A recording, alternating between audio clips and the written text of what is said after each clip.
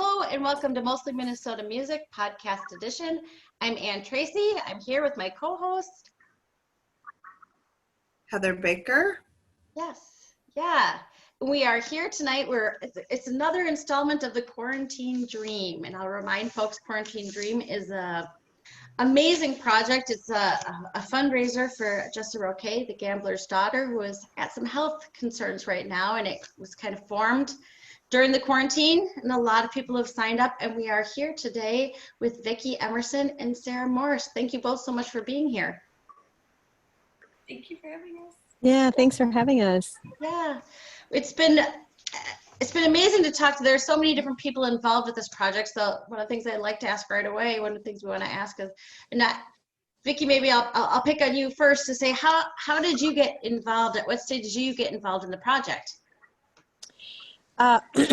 Ted asked me about a song that I had released during a shelter in place. You know, of course, everything was starting to like cancel. And my band and I had shows lined up, and Sarah and I too. And I had this song that I had written for the singer-songwriter challenge that I thought would be really easy for the band to kind of pick up and do. And also it would be sort of a challenge because we each had different technology in our homes to use. So like I used my iPhone here with a mic, whereas the drummer had a fancier setup and the bass player too. But the guitar player, like he had two old iPhones that he like mic'd up his amp with in his laundry room. So then we sent all of our tracks to Matt Patrick and he mixed it, and it actually turned out pretty darn good. So Ted liked the song, and then he said, "Hey, what are you doing with that song?" I was like, just what it is, you know? And he said, "Would you be willing to donate it for this compilation for Jessa?" And I was like, "Oh my gosh, yes, that's where it needs to live." That's amazing. Listening to the song, I would never have guessed that it was a patchwork. It was a total patchwork, but it was also really fun. And especially during that time when I think, needed a little bit of a distraction because we weren't sure what was going on. And then kids are home, and it was now is a different time, but that was a little bit more like, ooh, what's really happening here? So it was a good way to stay connected because it was the being in quarantine and being away from people was new at that point. So. Isn't it? I find myself like, and this is the stage of the for the pandemic when this happens, and this is the stage where, as you say, it's different now than it was. Yeah, it's absolutely different. So it's a great song, and I didn't know the history of it before, but I was like, I wonder, does that have to do with the pandemic? Does that make so much more sense to me now? Because it's like, yeah. It is. So just tell us, we've talked to some people already, but do you mind telling us just a little bit about the singer-songwriter, how the song did come up? Oh, I can't even remember what the prompt was. Sarah probably remembers. She Siren! has Siren. She's got a good memory that way. Anyway, I done, I don't know, most of the challenges, or about 70% of the challenges for the winter, I think. And that was one of the first ones that I did, and I really liked it. It's got a good groove. It's really lends itself into something that I know my band could just pick up, really easily. It required one Zoom band meeting, and then everybody was like, "I got it." So, and they did. Nice.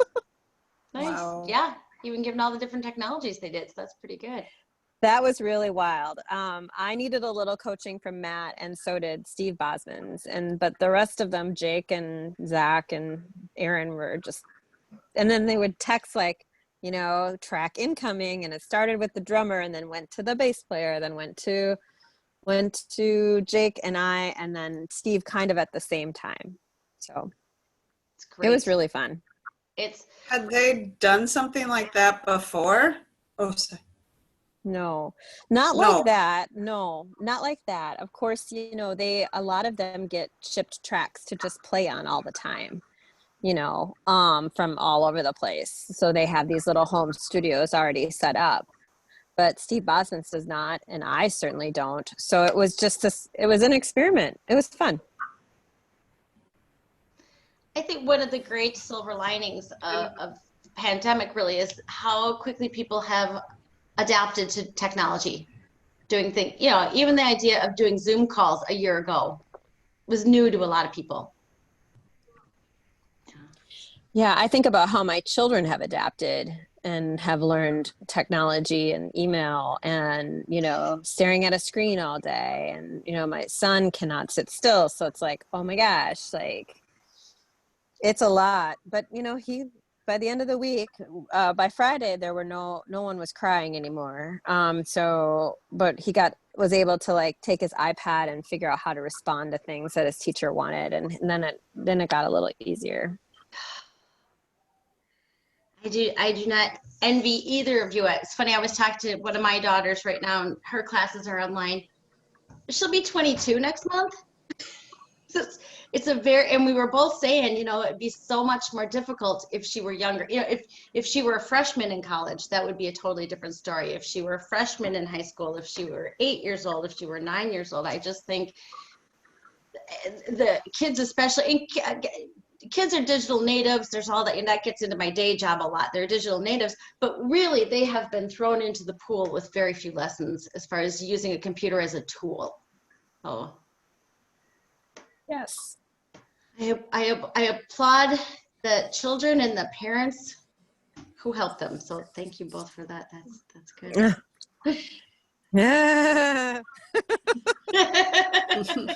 It's crazy. yeah.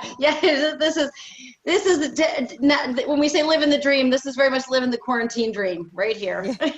Yeah. Sarah, where did you pick into this story? When did you get involved in the project?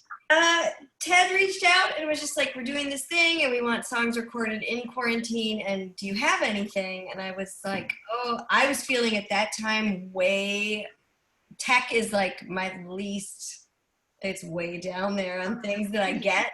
And so I didn't have the wherewithal to like record something for him of my own. And so I waited for a while, and then he was like, well, do you think you could sing harmony on this song, which he'd also written for the Songwriter Challenge. And when he put it out there, I was like, oh, this is so catchy, I love it. And so I figured out just enough to record the harmonies. That was like my first, and now I've done a couple other things, like using I have like a little fancy mic for my iPhone, I think kind of similar to Vicky's. And Like this one? yes. But what I didn't know at the time, which is funny, is like I recorded the track and I sent it to Ted, and it's all great, and he mixed it. But then maybe like a week or two later, I had this one show with Vicky, and she was looking at my mic and the app, and she's like, well, you have to hit this button to make it like actually do its job. And I had never hit that button, so I had this fancy mic, but I don't think I used it. Like, it was like, whatever. But now I hit the button every time. Thank you. Can you tell a difference between when you hit the button and when you didn't? So much difference. Yeah. It's good to have friends. Oh my God. It is so good to have friends and smart friends when you can get them for sure. But it was good to like get to collaborate with Ted that way, and to do it for Jessa was, that's a big honor. So Yeah. Yeah. It's been amazing to talk to different people, some of whom had never met Jessa before. Mm-hmm. Oh. And I just think in all of the connections new connections that have been made, I think is kind of amazing. Yeah, that's awesome. Yeah, Jess is wonderful. I did a show, a house concert last night, like a backyard, everyone sitting super far apart. And I just gave my green screen away because I hid my arm. But, the hostess was like, I will bake. We can sell things for Jessa. And I was like, I'll bake. We can sell things for Jessa. And so we sold a bunch of baked goods to raise. Oh, that's awesome. I love that. And I was like, everybody go back. More cookies for you. More baguette. Get it. It's what so many of us need during the pandemic is another reason to eat. Yes. Eating for good. Yes. Eating for good. At Good cause. That's better than my kids went to Catholic schools. Sometimes used to drink for the Lord for raise funds. For sure you do. Yeah. Yes, you do. Absolutely. Absolutely. So have you been able to work with some new people working on this project? Do you have some new friendships through the Quarantine Dream?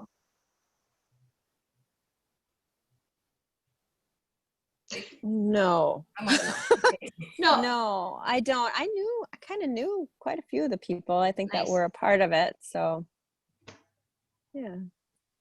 I was going to say, I thought of both of you on Friday. I was listening to NPR and they had Angela Davis did this thing on happiness during quarantining and what can bring it to people. And it was being creative and being a part of something.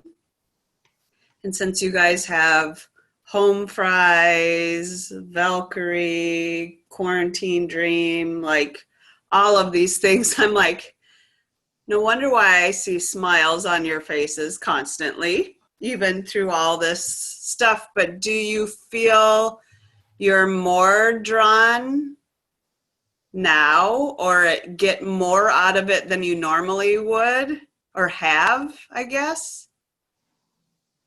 Or do you look anything different between because you've done so many things before? Or no? You're like, no.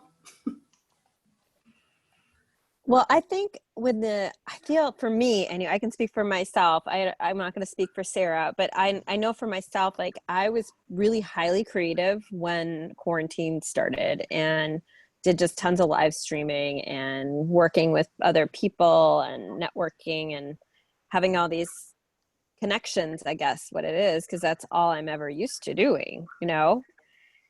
And then after, like when summer arrived, when my kids got out of school, I literally stopped all of it, you know, and I kind of felt like I needed to invest that energy into my family because my kids were not doing any camps or they're just home, you know, and that takes a lot out of a person, and it did for me anyway. And so I've actually felt a lot of relief to just let it go. And now that they're back in school, I don't know. I don't really know how I feel about it right now, because also it's been so many months. It's like, do I want to go into this? Then it's like I get invites to play out live, like what Sarah did, and I'm like, is it safe? What if I have to go to the bathroom? Like, I don't know. Like, I have all these like hangups, and I'm just like, then I just sit back and go, I think I'll pass. Maybe I'll feel differently. I don't know. That's the trajectory for me. And you don't want to do it until you're comfortable doing it for yourself and for your fans. I can't think of anything worse than doing the thing that you love and being scared in a bad way at the same time. Does that make sense? Mm-hmm. Yes. Yeah. I've been really picky with the things I have done. I've needed to know like up and down what's going on. Like I already want to know, you know, the numbers, the protocols, you know, and they've all been private except for one place where it was public, and I was so comfortable with them that I, you know, and I didn't advertise it because that was the other thing too. It's like, you don't come see me, and you know, like that's gotta, you know, I don't know. I feel like this week with our kids going back to school, like I'm kind of hitting a wall, like now this is going to be the deal. Like, you know, I was able to keep, I did my songwriter challenge this summer, and that was sort of just like just my keep it going a little bit. And now that we're back at school, it's so, even though the teachers are very committed to involving the parents as least as possible, I totally can feel it. It's like a full-time situation. So yeah. And as Vicky says, that takes it out of you. Oh yeah. And I can remember back in the day, you know, and you remind us what age your kids are And for folks who don't know. Mine are 9 and 7. Yeah. 11, and she'll be 8 in 2 weeks. So Exciting. she's also going on 16 anyway. So They are. Those are hard times, I think, even just to be a mom, no matter what your job is, but especially when you're trying to be creative and trying to, as Vicky said, to be attentive to them, and you have to be true to yourself. I mean, especially as creatives, it's got to nurture you too to do some of that. Yeah, absolutely. I kind of think at the end of the day, it's like, well, I'm doing all this stuff for my kids. You know, I'm also helping my husband by keeping them out of his hair, like, so supporting him. So he's on his calls and it's somewhat quiet. We have a new puppy.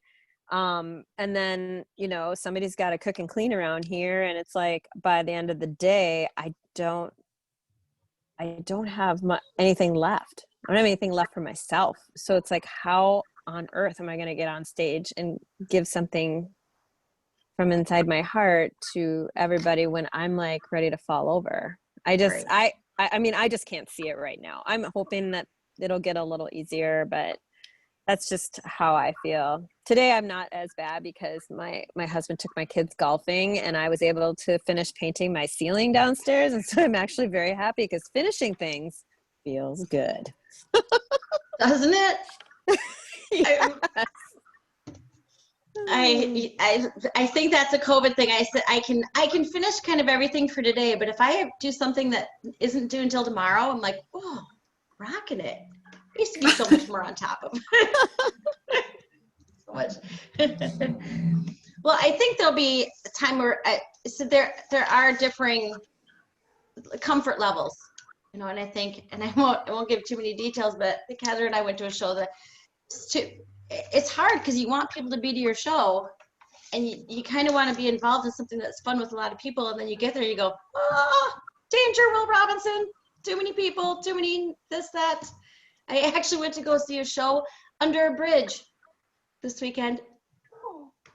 It was perfect in the Greenway, under the Park Avenue Bridge, the Greenway, and it's I have a great love of very experimental music, very experimental. So it's very experimental music, and maybe there were 20 of us, but we're under a bridge. I mean, I could have spun around like this for a long time before hitting anybody, you know. So I think people will are getting creative about how to do that.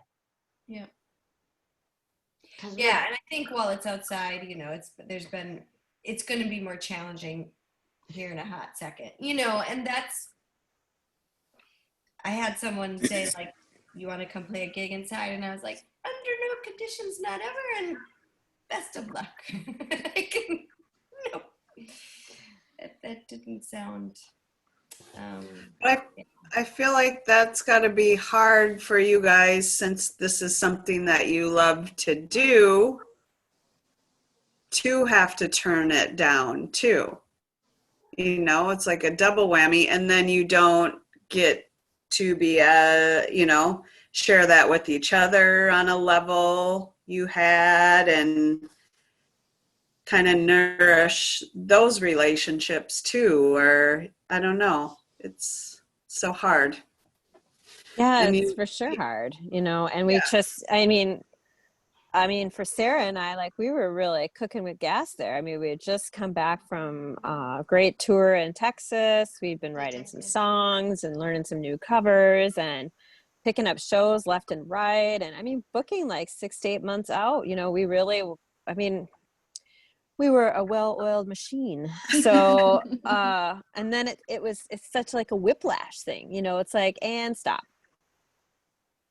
And then everything else, you know, you stop, but everybody else is still spinning around you, your kids and your husband and everything else. So it's just been, I don't know, it's been really hard to feel connected with, I think for me, for people in my music circles, because, you know, I just don't get to see them as much. I feel like Vicky and I are always so proximity, like we would play in the tiniest little spaces together, right? Like that was our Like this far apart. We're close singers with really awesome eye contact. And so it was like, it's challenge. I mean, I think there are bands that are making it happen, but like, we don't want to stand 20 feet apart from each other and sing a song like that. Like, loses like so much of the reason we loved it. I think, I mean, that's hard. And I think Sarah probably, I mean, we both have this similar family situations where it's like, it's hard to even think about putting a show or something together because you're just like, I've got kids online learning and like crying in front of a screen at like 10 a.m. So, Right. Only on cup number 1 of coffee, and there's tears. And there's tears. And you're like, it's only 11:13 now, and I want to go back to bed. I'm done already. Yes. Yes. We just had a Sunday night. That means tomorrow's Monday, like big powwow at dinner. I was like, nope, we're going. It's a brand new day, kids. Like, I know that we're feeling some feelings. And also tomorrow we're starting fresh again. Gotta do it. I don't know that they bought my cheerleading, but I tried. No, I've been having them do like a dance party at like 9:15 before they log on at 9:30. And that's been proven to be a good move. We're going to continue that one. I think that's wise because it wakes you up, kind of gets honey, you all on the same page. They've been up since 6 a.m. Sure. This is more of like, oh, we're going to sit down and learn now and get some wiggles out. Oh, yeah. Yes.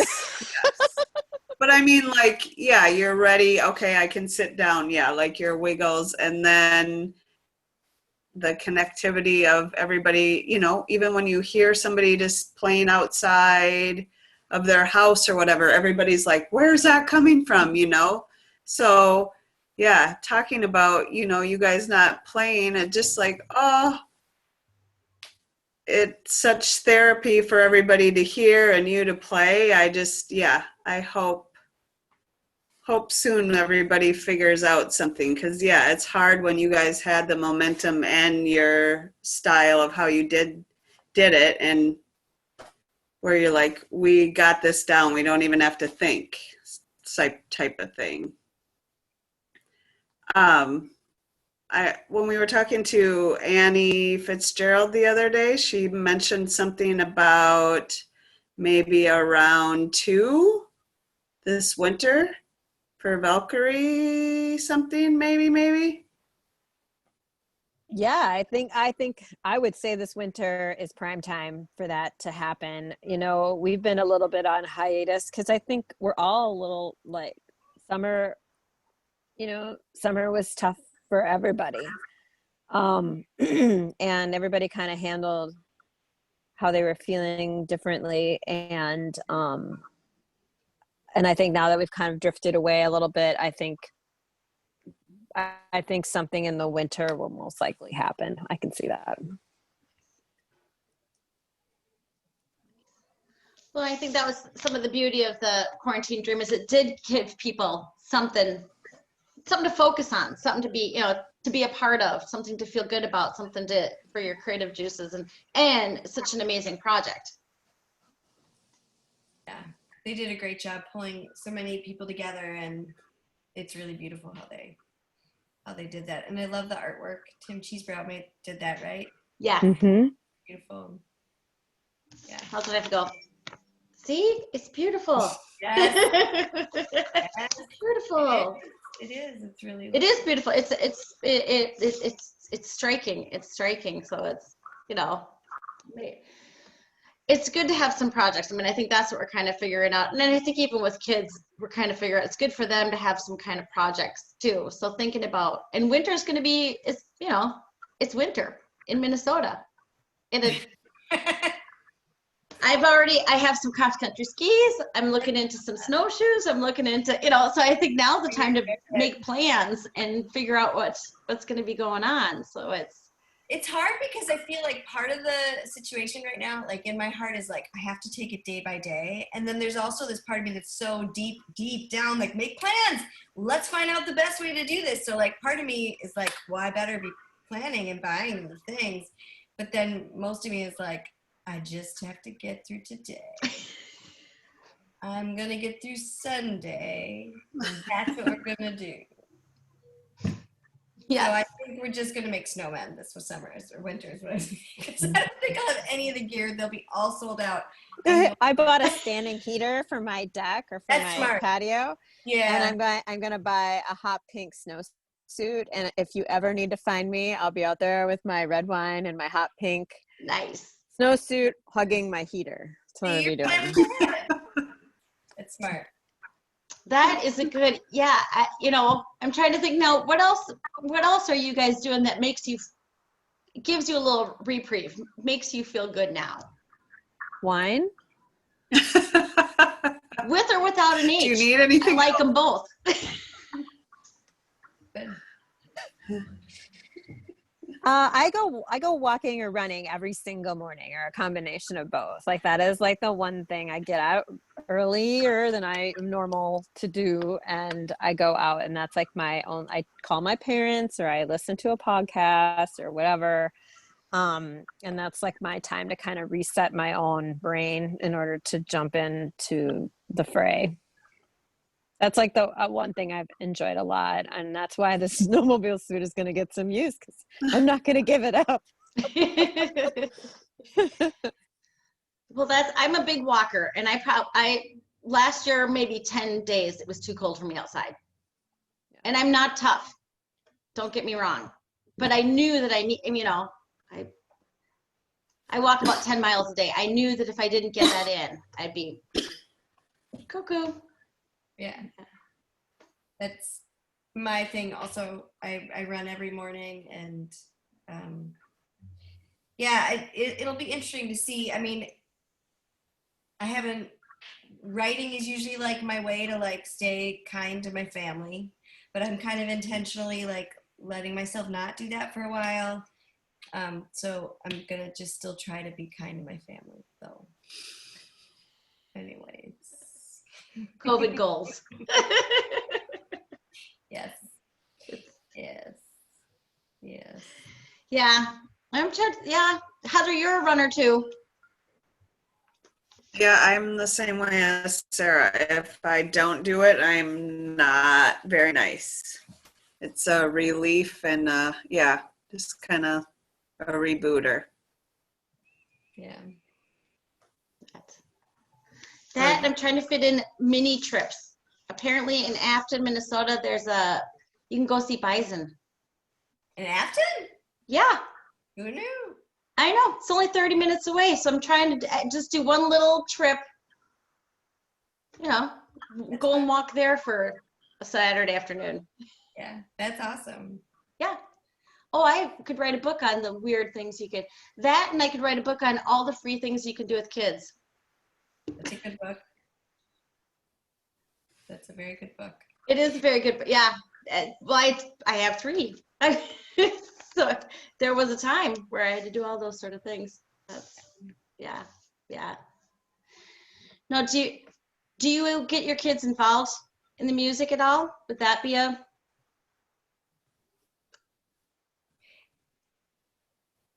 like waiting. I'm checking all the my kids have they both are very musical. They're not taking any lessons right now because they did not want one more thing on Zoom. Oh, fair.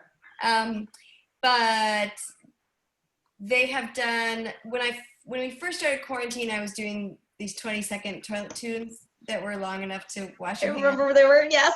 And I did convince them to each do one of those. That's about Nice. it. I remember that. Yeah. That's all I can get out of them. Nice. Yeah. Nice. But Yeah, my kids are just like Sarah. Like they were taking, piano and then they did voice lessons and some ukulele lessons, which the teacher was great, but epic failure over here. Like they just did not, after they got out of school, the last thing they want to do is look at a computer. And so we tried it. And I mean, the teachers were absolutely phenomenal. I was not their fault. But it was just, they just didn't want to be on another Zoom call, and so I heard from their piano teacher, and I mean, it killed me to say it, but I'm like, we're out, we're out. Yeah. It is. I think that's one of the hard things about being a kid, right? And everybody does their best. As you say, the teachers do their best, the parents do the best. But one more Zoom call is just, if I'm going to be watching a screen, I might as well be watching. Yeah, it's something that they really want to watch, whatever that may be, just to check out for a little bit, instead of like trying to be focused on a screen. My daughter was like crying because her eyes hurt so bad after the first day of school, and I was just like, oh my god, this is so awful. So This many week will be tears. better. We're on to I think we're on to week 3 or 4 over here. Oh, Yep. And I will say, I thought even the first week, I thought it went so, and again, this daughter's older, went so much better than the spring. And those poor teachers had 2 weeks to plan, and they just, there's no blame anywhere in anyone sort of deal, No. but I feel like this time it's much better, so hopefully you two will see the same, that it's a new day tomorrow. I've been playing every morning before we get ready Paula Abdul's The Promise of a New Day, which was on her Spellbound album back in probably 92, 91. And I'm like, kids, Paula is speaking truth. nice. I assumed you were going to say New Day Rising by Husker Du. I know Paula Abdul forever. That's funny. My kids would have been, I had a babysitter was like, did you know your kid liked the Sex Pistols when she was 3? I'm like, yeah. Yeah, right? How would I not know that? Where do you think she hears it? Bad habits for kids. That's funny. It's made them cool early. It's all good. Well, it's just whatever your mama's got in the car. Is what a lot of it is. Exactly. Nice. Well, we're hoping that another project will come through the Valkyries or through the Quarantine Dream or something, because it's great to have new music come out, and it's really interesting to see what music is coming out that's obviously from the last 6 months. Mm-hmm. It seems like we've talked to a lot of different people. It seems like there was a prescience, right, kind of leading into the quarantine, because there are so many songs that were recorded before quarantine that seem to fit the mood so well, which is an irony. Yeah. Because this isn't something I would have ever necessarily predicted, but it'll be interesting to see. Even if you make more songs available from the singer-songwriter challenges, that would be something fun. I feel like we've been such a downer. I feel like we have to all say one hope or something good. Say hope. Hold on, I gotta let a puppy in before she yells at us. Oh. We have hope seeing Vicky in her hot pink I mean, that was pretty positive. snowsuit. That's positive. I know. I gotta. If I see that in the snow, it's gonna be like, whoa! That'll bring a smile. I know, it's on my list of things to shop for, so that's kind of exciting. Vicky has an iconic photo of her drinking wine in the snow from a few years ago that was available as magnets and greeting cards. Very nice. I can picture the picture. It's a great picture. Maybe a sequel, Yeah, Bigger maybe. glass. Probably. Bigger glass for sure. Skip the glass, just bring out the bottle at this point. Straw. Right? Yeah. That's good. Well, let's remind folks where they can get Quarantine Dream. We got to get back to I find the best way I can do it is to search on Google for Quarantine Dream Minneapolis. But it is on Bandcamp. Yes. The proceeds go to support Jessa Roque, so that's amazing because she is. So unfortunately, that stuff costs money, so that's hard to. So anything that we can do to support her, because she is, because both of you know Jessa, I should give you both an opportunity to tell people a little bit about Jessa. That'll be our. Yeah. She's just a beautiful soul, like inside and outside. And I saw her in February before all of this started, and she had just put out this amazing new record, and she was just so excited about it. She had worked with Matt Patrick and just had found that his studio and his producing of the album just such a positive experience. And she was just, you could tell she was just very, very excited about it, and I was excited for her. And so when all this started happening, when she was diagnosed with cancer, and she's a mom, she's got 3 beautiful girls, and it's just, I mean, my heart just goes out to her. I met Jessa. I feel like she joined the Songwriter Challenge back in 2016. And I remember just, she'd post these songs and I was like, I haven't heard anything like her. I mean, not like she sings or like she writes. It's all so specific and beautiful and hers. And she came and sang in my bathroom right before she released her album. And I was at her release show, and I mean, it was all, the album is so Serotinous Skin, which she taught me how to pronounce the word Serotinous. I know it's an amazing word. Learned how to pronounce Ted Heineshevitz, so I haven't gotten Ted's name right yet. But Jess's album is gorgeous, and it does feel like someone who's like got to watch some of her songs when they were baby songs, like become fully grown.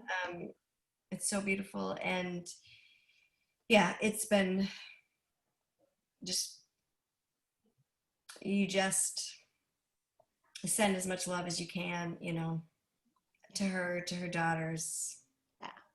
And I feel like our community has really come together. There was also the festival on Mother's Day Saturday. That's right, Mother's Day, that's right. Yep. And so I just feel like you can sense this big like ocean of love that's like coming at her, and I hope that she feels that also. And that's powerful. I think she was one of the last guests we had on the actual radio show before the campus closed. So we spoke to her in February, and yeah, I haven't seen anyone so so excited and so ready to move on to the next thing. So she is. Love can be a powerful thing. So how's that for a note to let end on? Love can be a powerful thing, and we love that you guys are on this album, and it really has been amazing just to talk to people who have been willing to share their love in that way. So it's Quarantine Dream. It's on Bandcamp. You can search Google Quarantine Dream Minneapolis, and you can find it. Thank you both so much for joining us. Thank you for having us. Yeah, thank you for giving us space to talk about Jessa and the project.